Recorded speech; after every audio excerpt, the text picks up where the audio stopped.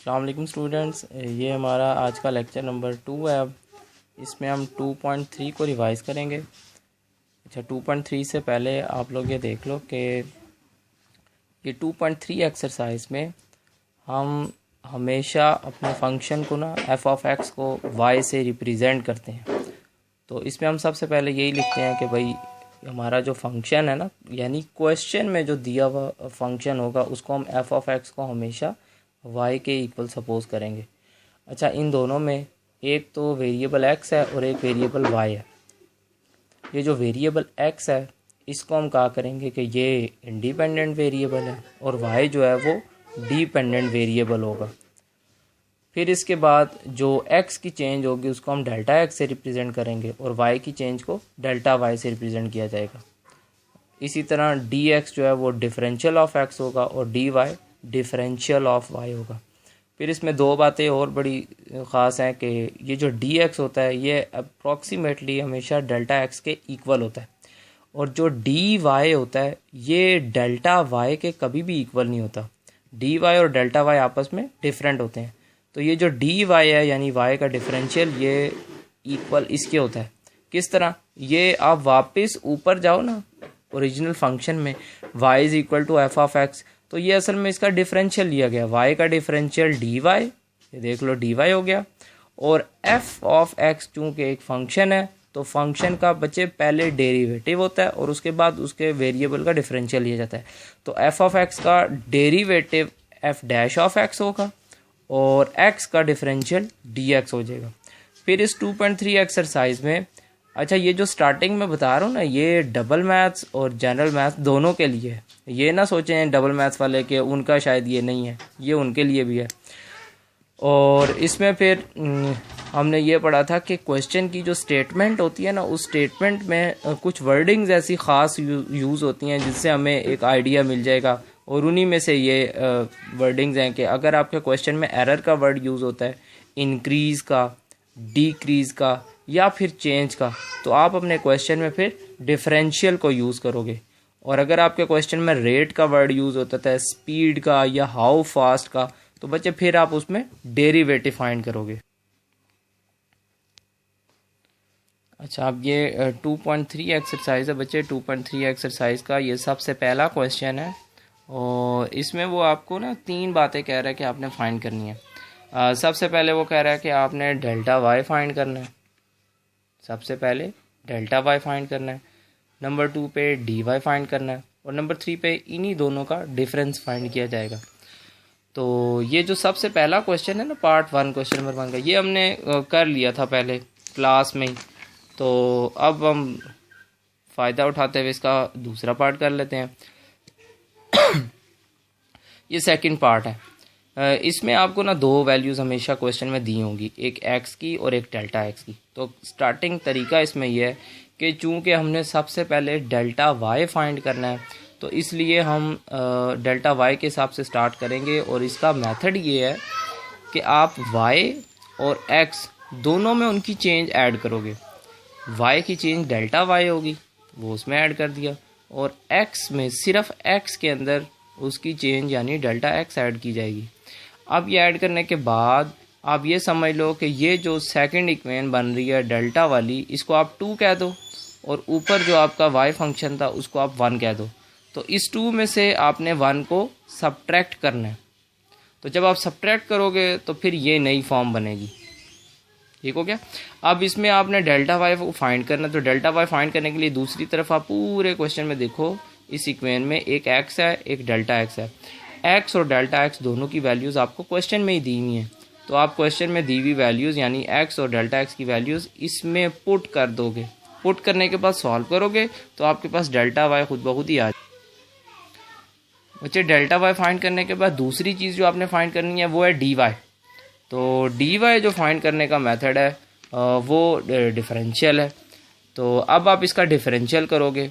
ये आपके पास y है, y का डिफरेंशियल डी वाई होता है। दूसरी तरफ रूट स्क्वायर रूट फंक्शन है।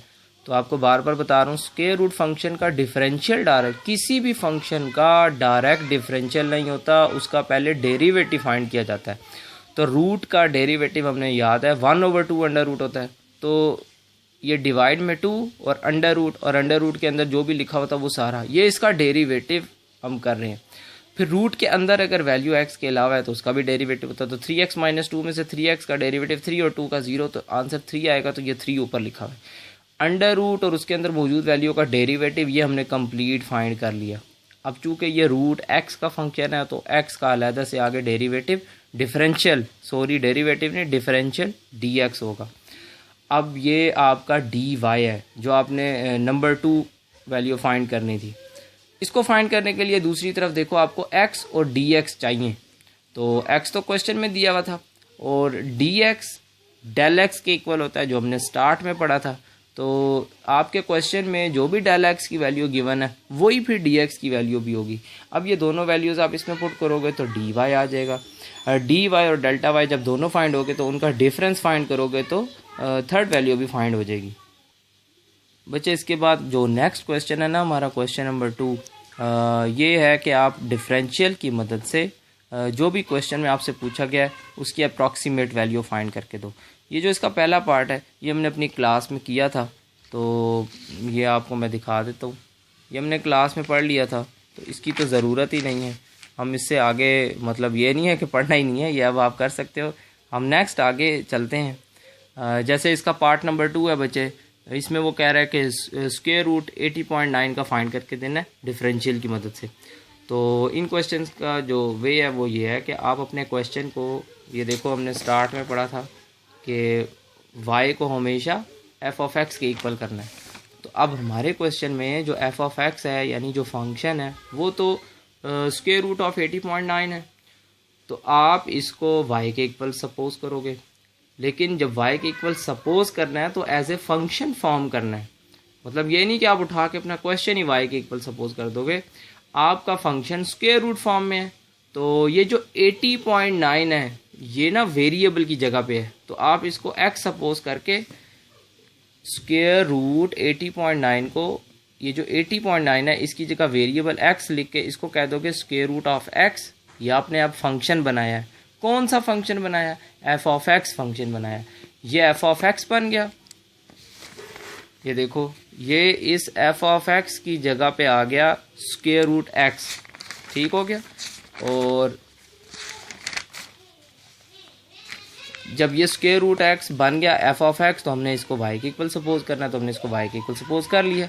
अब आपने तरतीबवार सबसे पहले तो क्वेश्चन में तरीका ये होगा कि आप इसका डिफरेंशियल फाइंड करोगे dy। तो ये जैसे पिछला क्वेश्चन बताया उसी तरह हमने इसका डिफरेंशियल फाइंड किया है।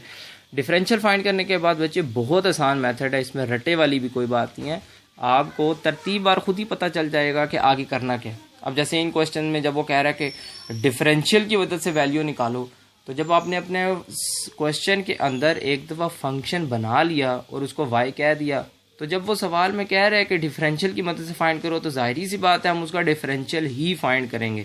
तो ये देख लो हमने नेक्स्ट डिफरेंशियल फाइंड किया। डिफरेंशियल फाइंड करने के बाद यानी dy जो हमने फाइंड करना है, इसमें दूसरी तरफ हमें एक x और एक dx मालूम होना चाहिए। जब तक ये दोनों वैल्यूज़ मालूम नहीं है हम dy नहीं निकाल सकते जो कि y का डिफरेंशियल है। तो x और dx अब कैसे मालूम करने हैं, इसका क्या तरीका है? सबसे पहले हम x मालूम करते हैं। अब x मालूम करने का तरीका आपको ये बताया था कि अपने सवाल में जाके देखो 80.9 है, ये 80.9 अप्रॉक्सीमेटली 81 के करीब है, तो हम इधर x को 81 सपोज कर लेंगे। इसी तरह ये देखो नेक्स्ट क्वेश्चन है, इसमें क्यूब रूट है 123। बच्चे क्यूब रूट ना 125 का एग्जैक्ट होता है, इसलिए इस क्वेश्चन में आप देख लो हम x को 125 कंसीडर करेंगे। तो इसमें कोई परेशानी वाली बात नहीं है, ये बहुत आसान सी बात है। 80.9 का स्क्वायर रूट नहीं होता भाई, 81 का स्क्वायर रूट होता है। तो आप x को 81 सपोज कर लोगे। सपोज करने के बाद ये जो 81 है ना, ये आपकी सपोज्ड वैल्यू हो जाएगी, और जो क्वेश्चन में वैल्यू है वो है 80.9, वो आपकी गिवन वैल्यू हो जाएगी। तो अब आप नेक्स्ट ये करोगे कि गिवन वैल्यू और सपोज्ड वैल्यू का जब आप डिफरेंस फाइंड करोगे तो डेल्टा x फाइंड होगा। इन दोनों को फाइंड करके डेल्टा x निकल आया। तो हमें यहाँ से ये जो dx है ना, ये चूँकि डेल्टा x के इक्वल होता है तो हमें dx मालूम हो गया। और x हमने खुद सपोज कर लिया कि 81 के इक्वल है। तो बच्चे ये तो दोनों वैल्यूज़ हमें मालूम होगी, ये दोनों वैल्यूज़ जाके इसी इक्वेशन नंबर 1 में हम पुट करेंगे तो dy निकल आएगा। ये देख लो हमने नेक्स्ट यही किया, ये डेल्टा x और x की वैल्यूज़ इसमें पुट की, सॉल्व किया तो dy निकल आया। अब उसके बाद हम दोबारा क्वेश्चन को रिपीट करके लिखेंगे। हमारा क्वेश्चन था y is equal to under root x, तो y is equal to square root x लिख के इसमें अब आप x की ओरिजिनल वैल्यू पुट कर दो जो आपने सपोज की है। ओरिजिनल वैल्यू मीन ये नहीं कि आपको वो तो क्वेश्चन वाली है जो आपने सपोज की हुई है। अब आपकी सपोज वैल्यू 81 है, अब आप x में 81 पुट करोगे, y की वैल्यू आ जाएगी 81 का रूट करके 9। हाँ, फिर उसके बाद अब आप नेक्स्ट लिखोगे ये 80.9 का रूट इक्वल हो जाएगा y प्लस डी वाई के। अब ये कैसे लिखा जाता है ये आपको मैंने क्लास में भी बड़ा आराम सुकून से इजीली सॉल्व करके बोर्ड पे बताया था कि हम ये किस तरह लिखते हैं। असल में ये जो 80.9 है ये x प्लस डी एक्स की जगह पे लिखा हुआ है और दूसरी तरफ हम y प्लस डी वाई लिख रहे हैं। अगर किसी को ये बात नहीं समझ आई तो मैं फिर समझा भी देता हूँ दोबारा। बहरहाल इसमें दो वैल्यूज़ हमें मालूम करनी है। ये जो रूट 80.9 है ये y और डी वाई की एडिशन के इक्वल है, तो y की वैल्यू 9 हमने फाइंड की और dy की वैल्यू भी फाइंड की, दोनों को ऐड करेंगे तो आपका रिक्वायर्ड आंसर आ जाएगा। इन क्वेश्चन में ना कुछ स्टूडेंट्स को प्रॉब्लम भी आ रही थी, उनकी वैल्यूज़ नहीं आती थी, तो मैं आपको सारे दिखा देता हूँ। ये देखो जैसे इसका ये पार्ट नंबर नेक्स्ट पार्ट है 3.02 की पावर 4 है, तो ये देख लो इसका सलूशन।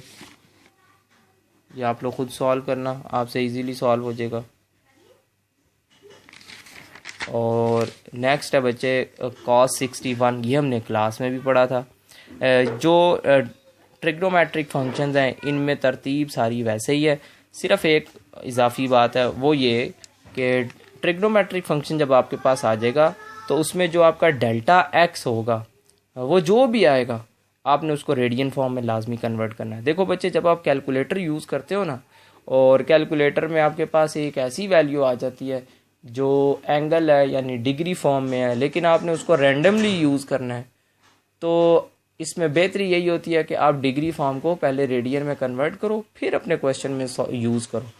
तो यहाँ पे मतलब ये है कि आपके पास अगर कोई ऐसा एंगल है जो आपने मल्टीप्लाई डिवाइड करना है, सिर्फ आपने उसमें ट्रिग्नोमेट्रिक वैल्यू नहीं यूज़ करनी, तो ऐसी सिचुएशन में आप उसको रेडियन फॉर्म में कन्वर्ट ही करोगे।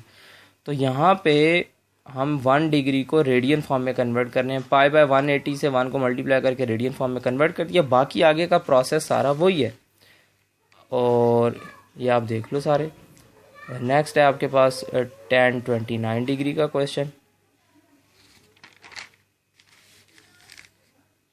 ये भी देख लो। अच्छा, मैंने आपको कहा कि ये जो इन क्वेश्चंस में ना हम ये जो मेथड यूज़ करते हैं यहाँ पे लिखते हुए कि जो भी हमारा फंक्शन है सारा कुछ सॉल्व करके, ये मैं दोबारा पार्ट नंबर 1 पे 2 पे आ गया हूँ, ये हमने जिसको डिस्कस किया था अभी। देखो बच्चे इसमें जो आपने क्वेश्चन है ना अंडर रूट 80.9 इसको आपने फाइंड करना है, तो लास्ट में जाके ना आप हमेशा अपने हर फंक्शन को जो आपका क्वेश्चन में होता है आप उसको y प्लस डी वाई के इक्वल लिखते हो। तो इसमें क्या वजह क्या है इसकी वो मैं आपको यहाँ पे देखो सॉल्व कर दिया।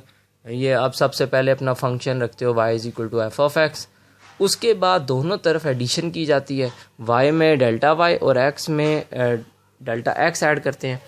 y के अंदर आपने डेल्टा y और इस x के अंदर आपने डेल्टा x ऐड किया।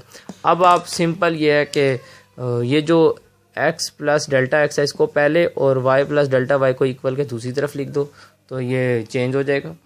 चेंज होने के बाद अब आप अपने क्वेश्चन में देखो कि आपके क्वेश्चन में भाई फंक्शन क्या है। तो ये जो हम अभी सवाल पढ़ रहे हैं इस सवाल में जो हमारा फंक्शन है वो तो स्क्वायर रूट फंक्शन है। ये देखो ना स्क्वायर रूट एक्स है, स्क्वायर रूट फंक्शन है। तो स्क्वायर रूट फंक्शन है तो इसका मतलब है ये जो एफ है ये जिस पे अप्लाई हो रहा है उस पे रूट करेगा। तो ये तो x प्लस डेल्टा एक्स पे अप्लाई हो रहा है तो x प्लस डेल्टा एक्स पे रूट हो जाएगा। तो हमने यहाँ पे रूट कर दिया, बाकी सारा उसी तरह ही है।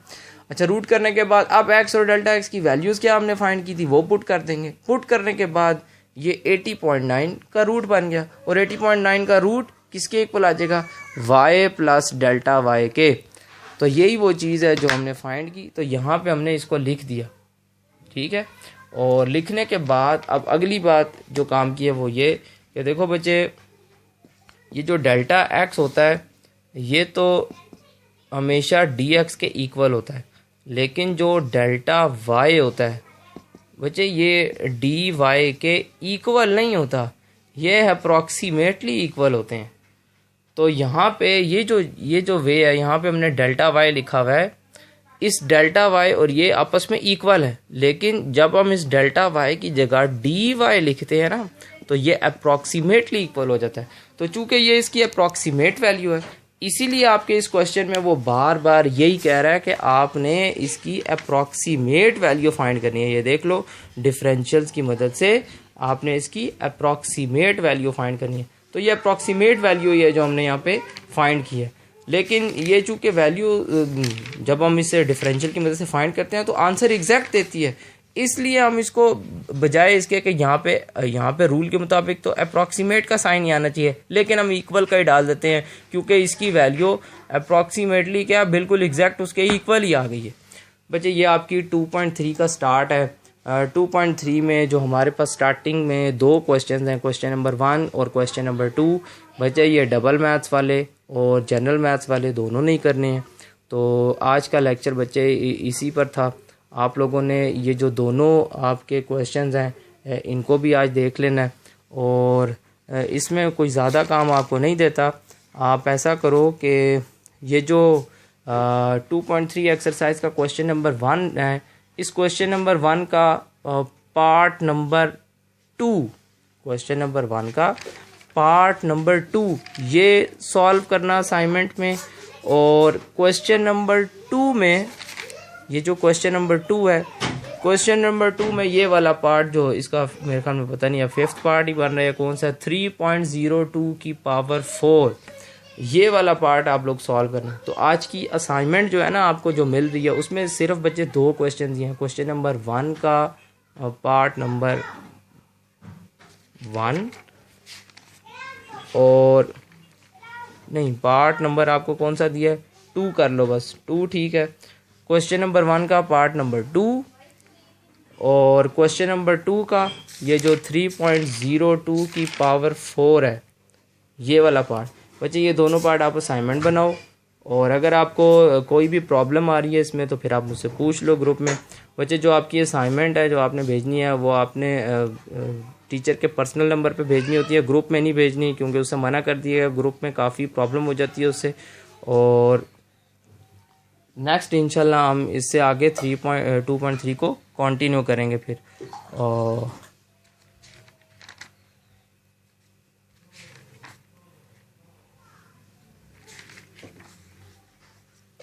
ये आज का हमारा जितना भी काम था वो हमने पढ़ लिया। बच्चे खुश रहो, अल्लाह हाफिज़।